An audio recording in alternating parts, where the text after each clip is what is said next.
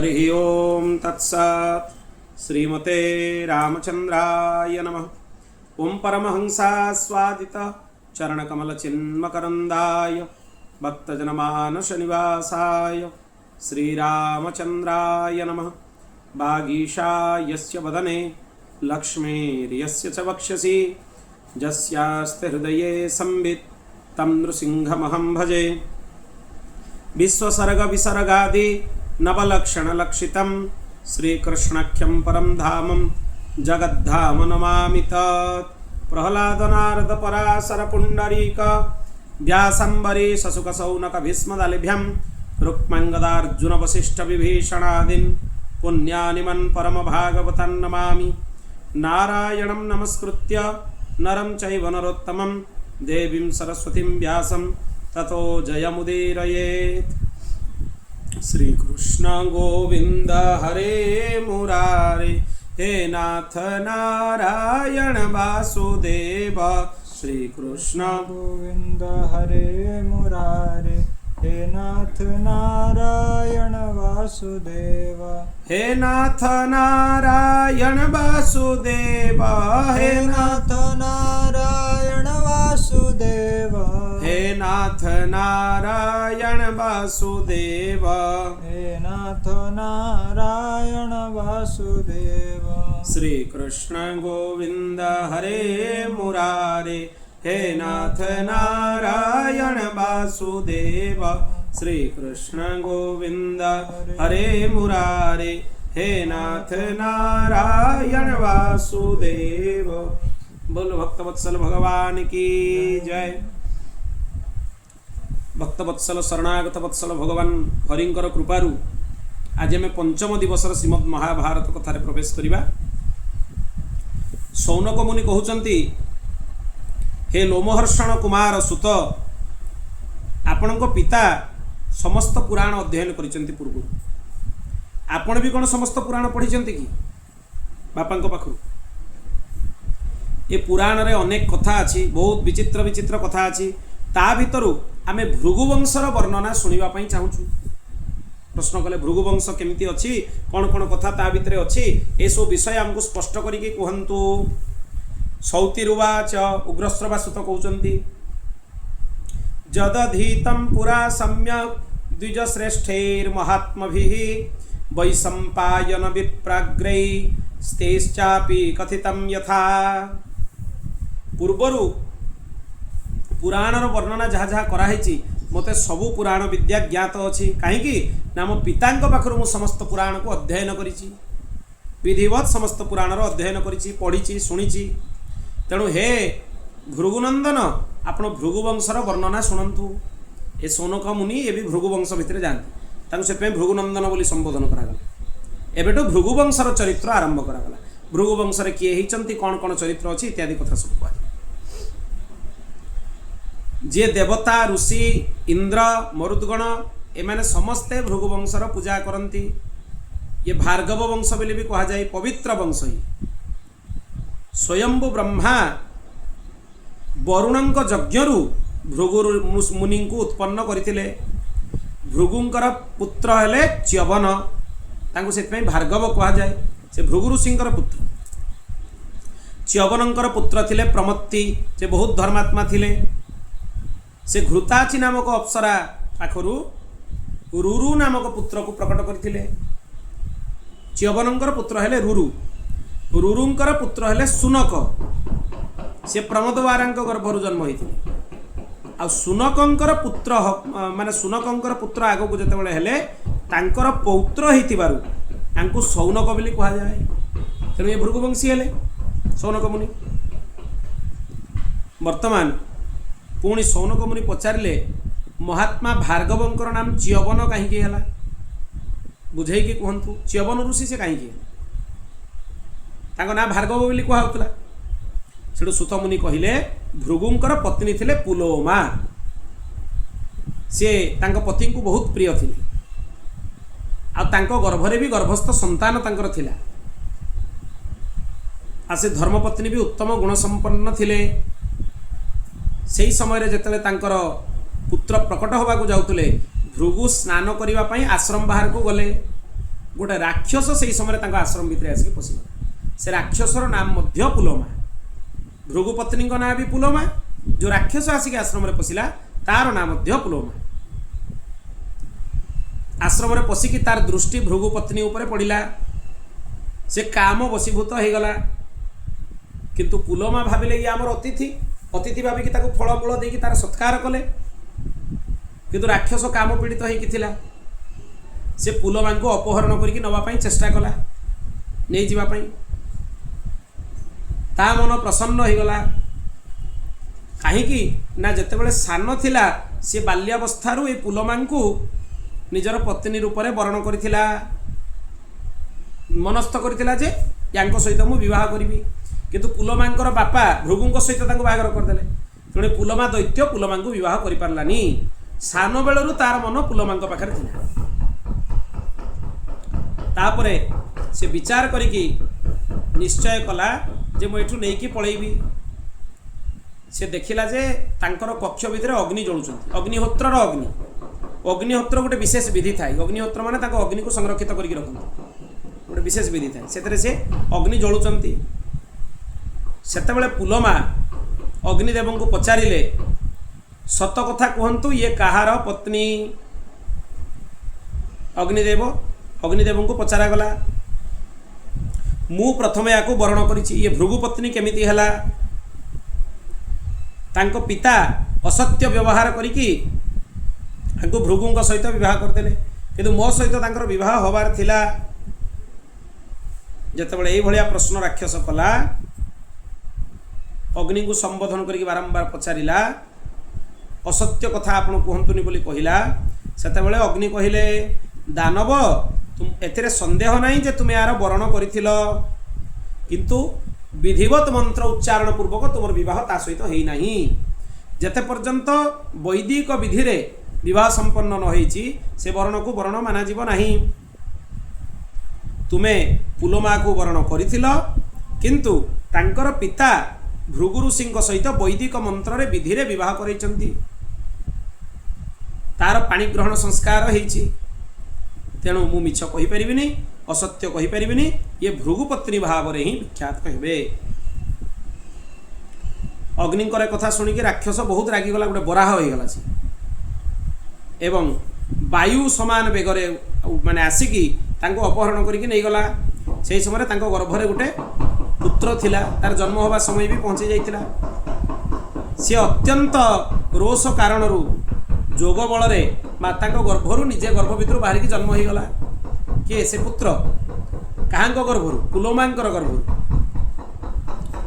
एवं तत्क्षणात से पिलाटा भूमि रे पड़िबा मात्र के जेहेतु भृगु ऋषिंकर तेज थिला ता तेजरे राक्षस जलिकी भस्म हो गला से पुत्र जन्म होला बेलू ता तेजरे जलिकी भस्म हो गला पुलोमा मूर्छित हो गले आउ ये च्यवन जो बालक जी होते से खेलुले आउ तांकु ब्रह्मांक पाखक नहीं गले भृगुपत्नी ब्रह्मा सबु कथा शुणिले निज पुत्रवधू को आश्वासना देले ब्रह्मा पुअर बहु सी तेणु ब्रह्मांकर पुत्रवधू ब्रह्मा तांको आश्वासना देले तापरे ब्रह्मा से गोटे नदी देखिले जार अनुसरण करके आसचंदी से नदीर ना देले बधूसरा सेठी च्यवन रहिले तापरे च्यवन धीरे धीरे बड़ हवा को लगिले जेतेबेले भृगु आसिकी पहुँचिले च्यवनंकर जन्म कथा जानिले पत्नी पुलोमा को देखिले से भार्या पुलोमा को कुपित होइकी पचारिले जे तुमे को राक्षस तुमको हरण करने पई आस्थिला से राक्षस तुमको कहीं वर्ण करथिला आ किए ताको मने पकई देला जे सान बेले तुमको से वर्ण करछि बोली एई सब कथा पचारिला पुलोमा कहिले अग्निदेव मोर परिचय देई देले अग्नि सत कथा सब कहीदेले से मत सी अपहरण करके नहीं गला किंतु आपण पुत्र तेजरे सी भस्म हो गला जो पुलोमांकर कथा शुणिले सी रागी गले भृगु बहुत रागी गले शशापाग्नि मति क्रुद्ध सर्वभक्षो भविष्यसि अग्नि को अभिशाप देदेले जे आज पाखु तुम सर्वभक्ष हो जाओ जहाँ देवे तुम भितर जलिଯିବ शुद्ध अशुद्ध सब जलिବ सर्वभक्षी सेठू अभिशाप तो सी देदेले अग्निदेव कहले ब्रह्मण तुम्हें बहुत दुस्साहपूर्ण कार्य कल बहुत बड़ भूल करदे ये कार्य तुम करार नाला तुम्हें अग्नि को अभिशाप देदेले ये बहुत बड़ दुष्टता हो गला मु मिथ्या कहीपरि मु जहाँ भी कहली सत्य कही मु मिथ्या किसी भी कहनी तेणु तुम्हें वास्तविक रहस्य को न बुझिकी मत अभिशाप देदेल यद्यपि मु तुमको अभिशाप दे पारि तथापि मु ब्राह्मण को सम्मान दिए तेणु हे भृगु मु आपण को अभिशाप देविनी किंतु आपण भूल करिसंती तेणु मते वैदिक विधि समस्ते मोर उपासना करती देवता मानकर मुख मु तांकर हव्य भाग को मु ग्रहण करे अमावास्या पितृमानंक पई पूर्णिमार देवता मानंक पई मो मुखरे आहुति दिया जाए आविर्भाव ग्रहण करे अग्निदेव रागी गले रागिकी सबुआड़ू निज रूप को एकत्रित करके अंतर्ध्यान हो गले अग्निदेव अंतर्ध्यान है बेलू चारिआडे हाहाकार पड़गला कहीं ना पितृगण श्राद्ध कर्म भी हो पारानी देवतांकर यज्ञ कर्म भी हो पारानी सबु काम बंद हो गला अग्निहोत्र क्रियाकलाप सब लुप्त हो गला तेणु बहुत असुविधा होगा लगिला सेठू ब्रह्मा चिंता करने को लगिले सब देवता जाकि ब्रह्मा पाखे पहुँची गले जे आमर हविर्भाग आमको मिलूनी यज्ञ भाग आमको मिलूनी कहीं अग्नि अंतर्ध्यान हो देवता मानकर भाड़ेनी पड़ला देवता माने बंचंती आहुति सेठू ब्रह्मा डाकिकी गोटे मीमांसा कले नत्वं सर्वशरीरेण सर्वभक्ष्यत्वमेष्यसि अपाने ह्यर्चिषो यस्ते सर्पं भक्षन्ति ता शिखिन तुम्हें संपूर्ण शरीर सर्वभक्षी हबनी तुमर अपान देश रे जो ज्वाला थी सी सबकि भक्षण तापरे अग्निंकर गोटे ना दिगला क्रव्याद मूर्ति क्रव्य नामक अग्नि यहीटा हूँ क्रव्य अग्निटा अंत्येष्टि अग्नि यही अग्नि शवदाह करा जाए यही अग्निटा अपवित्र वस्तु को भी ग्रहण करे कंचा मांस शरीर मुर्दार चितार अग्नि ये सब भक्षण कर क्षमता भितर अच्छी जमीती सूर्य किरण स्पर्श हेले सब वस्तु शुद्ध हुए सेमिति अग्नि ज्वाला जहाँ भी जलिब सब शुद्ध हो तेणु अग्नि तुम्हें प्रकट हो जाओ कहीकि अग्नि को प्रकट करदेले देवता मान कहले तुम्हें मुखर यज्ञ भाग ग्रहण कर से होम कला बेले गोटे क्रव्याद अग्नि को दूर करने कुशटीए दुबटीए जलैकी नैऋत कोण में पकई दि जाए नैऋत माने दक्षिण पश्चिम कोण से कोण में गोटे कुश कि दुब जलैकी पकई दि जाए कहीं ना अग्निंकर सर्वभक्ष दोष नाश हम सेटा क्रव्य अग्नि इत्यादि प्रकार रे ब्रह्मा एक कथा कहले अग्नि भी प्रसन्न हेले ठीक अच्छे आप जहाँ कहले मुझे ग्रहण करुच्ची तापरे अग्निहोत्र विधि पुणी आग को बढ़ा लगिला ये हूँ प्राचीन इतिहास कथा भारी सुंदर कथा भृगुपुत्र च्यवन तांक पत्नी सुकन्या गर्भर गोटे पुत्र को उत्पन्न कले ता ना हूँ प्रमति सुकन्या हूँ च्यवनंकर पत्नी आग को पुणी वंशर वर्णना आरंभ है प्रमति बहुत तेजस्वी थिले से घृताची नामक अप्सरा पाखरु रुरु नामक पुत्र को उत्पन्न कले रुरु प्रमदवारा पाखरु सुनक को उत्पन्न कले अनेक जगह तांको पौत्र भी कहुए पुत्र भी कहुए एठी से कहते आप सुनकर पुत्र होइतिबारु आपन को सौनक कहुए कल्पभेद दीटा कथा ठीक दुईटा जाक कथा ठीक तेणु से जन्म नवा क्षणी तीव्र तपस्या लगिले एठू विभिन्न प्रकार विस्तार रे आहुरी आगो कथा आरंभ कले पूर्व काल रे स्थूलकेश नाम रे जड़े महर्षि थिले से तप विद्या संपन्न थिले सबले समस्त हित से लगी से समय कथा विश्वावसु मेनका को प्रेरण करी तांको गर्भर गोटे संतान को उत्पन्न कले मेनका अप्सरा से गर्भ को मुनि आश्रम रे नहीं जन्म देला ता ना हला स्थूलकेश से नवजात शिशु को नदी पाखे छाड़ी देकी से पलैला। अप्सरा मानकर किसी मतलब नहीं पुत्र सहित से जहाँ को जन्म दिखते छाड़ी देकी पलै जाते। तापरे स्थूलकेश देखिले जे गोटे बंधुहीन कन्या को देखिले, गोटे बालिका को देखिले, तापर गोटे पुत्र भी सेपटे अच्छी देखिले। से स्थूलकेश बालिकार जातकर्म संस्कार करेले। से झीटे जन्म होता है तार जातकर्म संस्कार करेले, विधिवत ताकू पालन पोषण कले। से धीरे धीरे बड़ है, सुंदर स्त्री है, ता ना है प्रमद्वारा। समस्त को आनंद प्रदान करे, सुंदर गुण सुशोभित। दिने महात्मा रुरु प्रमद्वारा को देखिले। से काम वशीभूत हबारू तांको पाखरु से कन्या को मागिकी नहीं गले। स्थूलकेश को कहले आपण मते से कन्या को दे दियो, मु तांको विवाह करिया पई चाहूची। तापरे तांको से प्रदान कले, से कन्या को से प्रदान करदेले। विवाह भी हो गला दी जन को भितरे। विवाह परे दाम्पत्य जीवन भी भारी सुखरे कटिला। प्रमद्वारा से देखि नथिले से मार्गरे गोटे साप घेरिकी थिला। से ता भितरे पशिगले, साप को मारी देकी पशिगले। काल जो पटे जहाँ बाट देखिए से सेया करिवो, तार मृत्यु निर्धारित सेया हो। तेणु असावधानता कारणरू से कौन कला, साप तांको दंशन करदेला प्रमद्वारा को। से पृथ्वी उपरे पड़गले, तांको शरीरर रंग उड़ीगला, मृत्यु हो गला तांकर।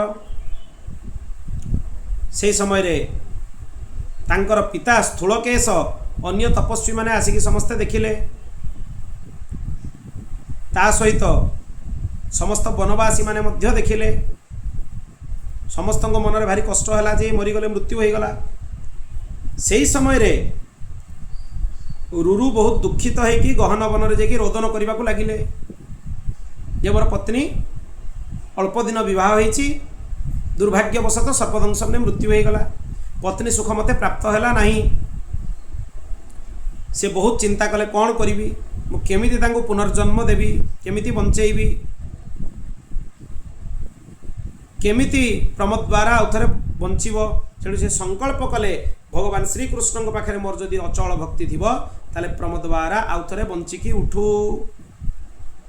जेतेबेले दुखित होइकि से विलाप कले, देवदूत आसिकी रुरु को कहले तुम्हें दुखरे व्याकुल हुओनी। तांकर आयु समाप्ति हो जाइथिला।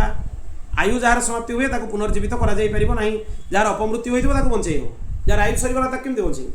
तेणु आपण विलाप करंतु नाही, मनरे शोक भी करंतुनी।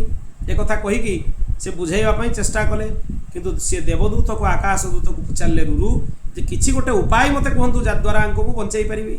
सेइठु देवदूत कहले जदि आपण निज आयुरु अधा तांको देई देबे ताले से आउथरे पुनर्जीवित होई।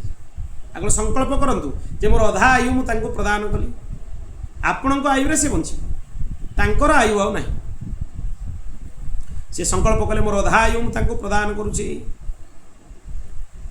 तत्क्षणात् से बंचिकी उठिले एवं धर्मराज कहिले जे जहा हो तुमर तपोबल रे से पुनर्जीवित हेले।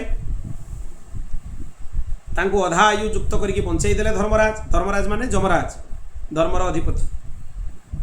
जतेबेले अधा आयु से तांको देई देले, पुनश्च तांकर दाम्पत्य जीवन सुखरे कटिबा को लागिला।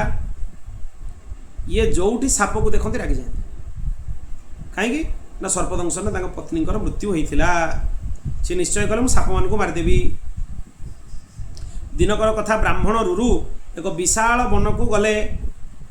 सेठी से डुंडुभ जातिर एक बुढ़ा सर्प को देखिले। से साप गुड़ा क्या कामुड़ती विशेष, किंतु आंक मन क्रोध आसला। से बाड़ी उठेले ताको मारिदेवे बोली, किंतु से डुंडुभ मनुष्य भलिया कहला, हे तपोधन मु तो आपणकर कौन अपराध करिनी, आ सहजे भी मु बुद्ध, मु कहार किसी क्षति करिनी, कहीं आपण मारिबा पई मते चेष्टा करूचंती।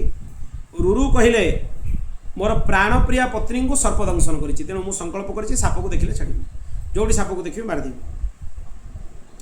प्रतिज्ञा अनुसार मु तुमको मारिया पई चाहूछि। डुंडुभ कहला, हे ब्रह्मन अन्य साप भलिया मु नुहे, सापंक आकृति केवल आपन को देखा जाउछि, डुंडुभ सर्प काहाकू कामुड़ंतिनी।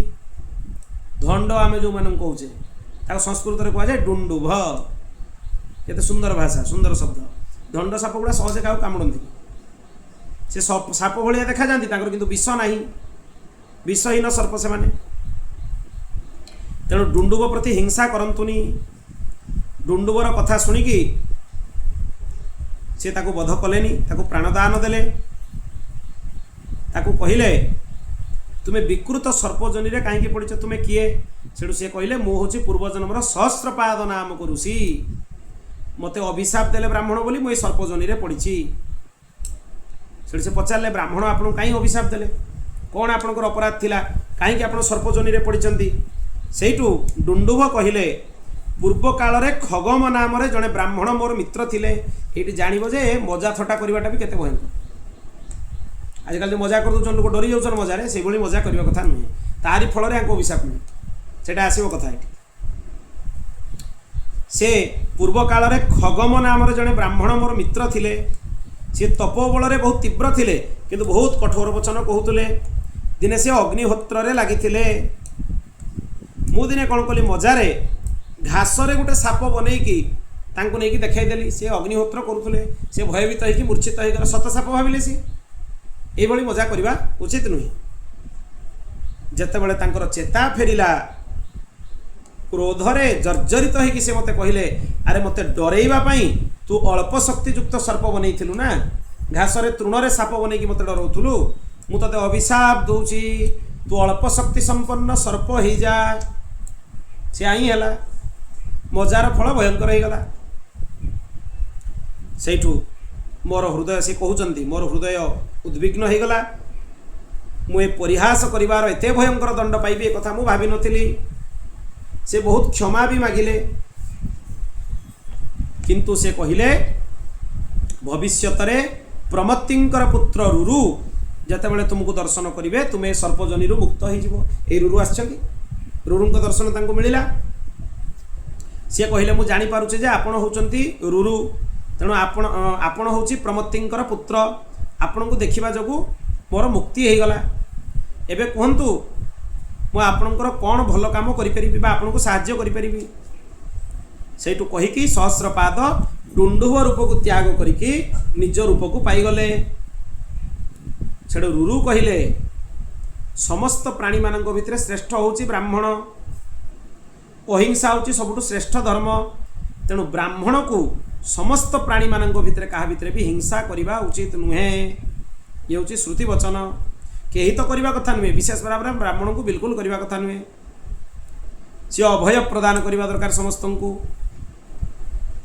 କ୍ଷତ୍ରିୟର ଯେଉଁ ଧର୍ମ ତୁମ ପାଇଁ ସେଇଟା ଅଭିଷ୍ଟ ନୁହେଁ। ତେଣୁ ସିଏ କହିଲେ ହେ ରୁରୁ, ଦଣ୍ଡ ଧାରଣ, ଉଗ୍ରତା, ପ୍ରଜାପାଳନ ଇଏ କ୍ଷତ୍ରିୟର ଧର୍ମ। ତୁମେ ମୋତେ ମାରିଦେବା ପାଇଁ ବସିଥିଲ, ଏଗୁଡ଼ା ଭଲ କାମ ନୁହେଁ। ବ୍ରାହ୍ମଣ ମାନେ ସମସ୍ତଙ୍କୁ କରୁଣା କରନ୍ତି, ବ୍ରାହ୍ମଣ କ'ଣ କାହାକୁ ମାରନ୍ତି? ତାଙ୍କ କଥା ସିଏ କହିଲେ।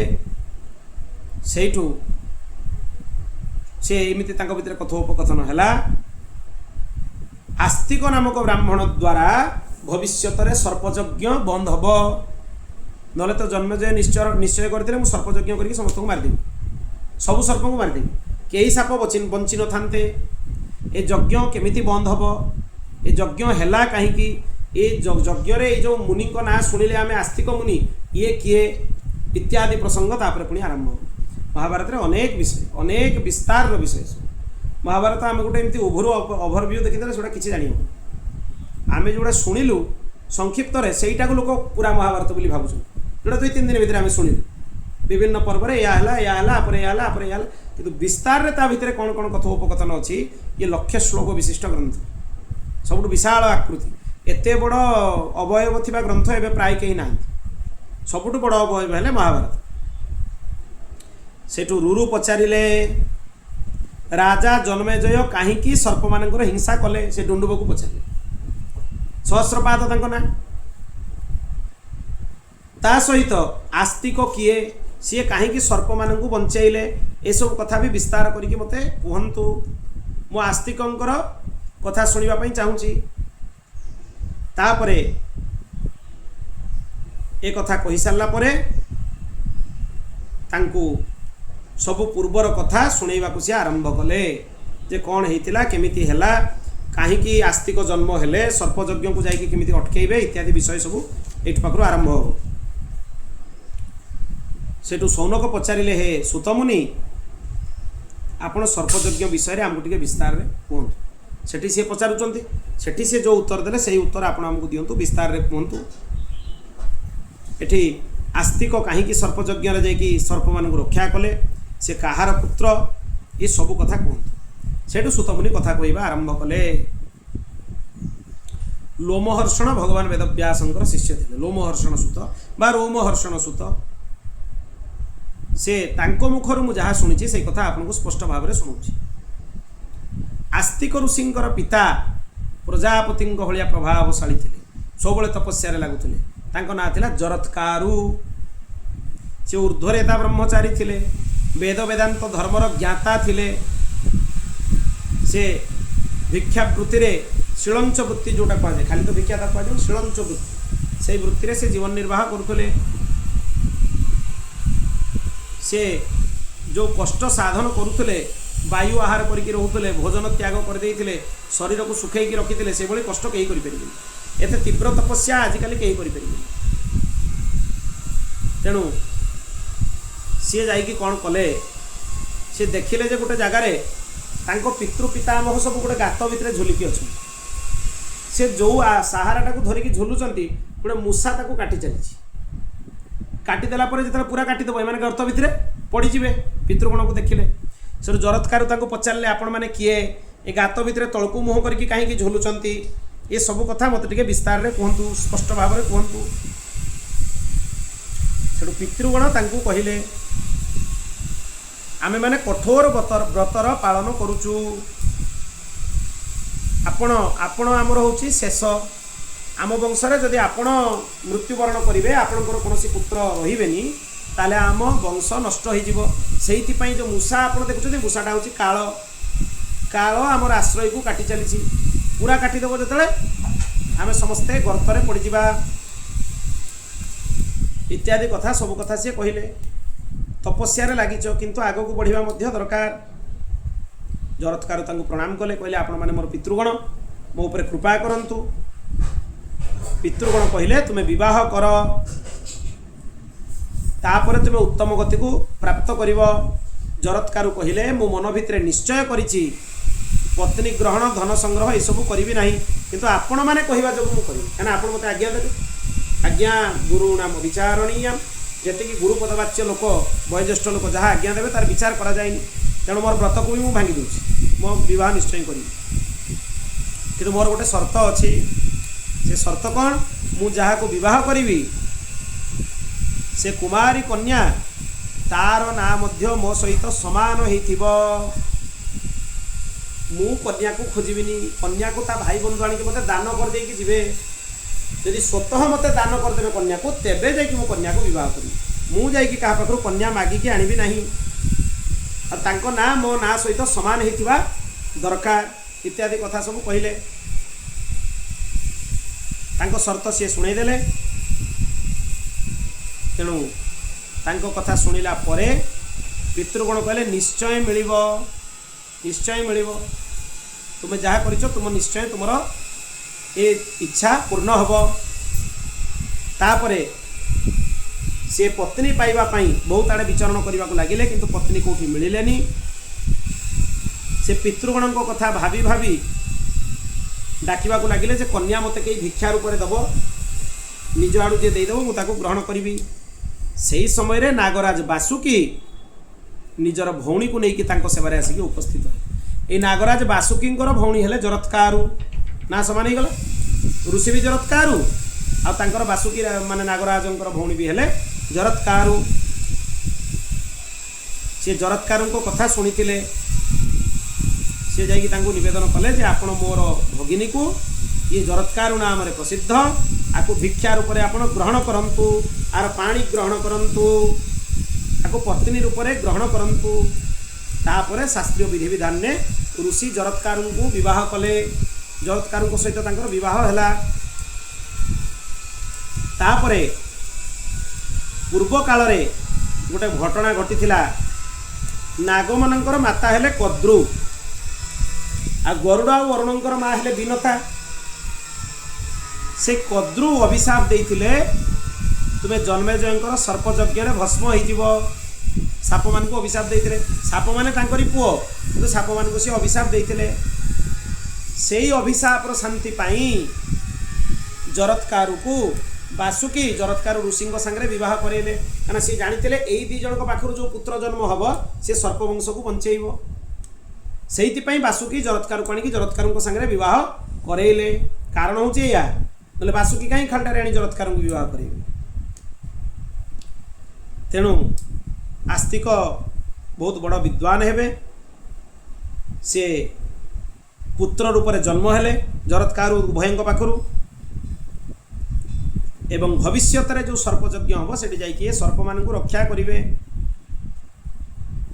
तद्वारा सर्पकूल किछिटा बंचीजे रक्षा हो तेणु सुतमुनि कहले मुझे यही प्रकार आपन को भृगुवंश कथा आउ जरत्कार प्रसंग आस्तिक मुनि विषय आपन को शुणेली सौनक पचारे आपण आस्तिक कथा को आउ टिके विस्तार रे हमको शुणातु आस्तिक मुनि कौन कले केमिति सर्पयज्ञ को अटकैले एक कद्रु विनता घटना कौन समुद्र मंथन प्रसंग कौन ये सब कथा भी आप विस्तार में आमको शुणातु एटा आस्तिक पर्व चली आम शुणुलु पुलोम पर्व पुलोमा पर्व तापर आस्तिक पर्व ये चलो ये कद्रु विनता कथा आसब केमिति अभिशाप मिलला कहीं कद्रु पुत्र मान सर्प मान नष्ट हो अभिशाप देले आ यज्ञर निश्चय केमिति हैला ता भितर कौन कौन घटना है ये सब कथा आम विस्तार में आगू शुणा बोल भक्तवत्सल भगवान की श्री कृष्णचंद्र भगवान की एटा आदि पर्व भितर आस्तिक पर्व चली आस्तिक पर्व रे आज आम पहुँचलु 15 नंबर अध्याय सरला आगे आ पूर्व आम के अध्याय पहुँची पर्व संग्रह होता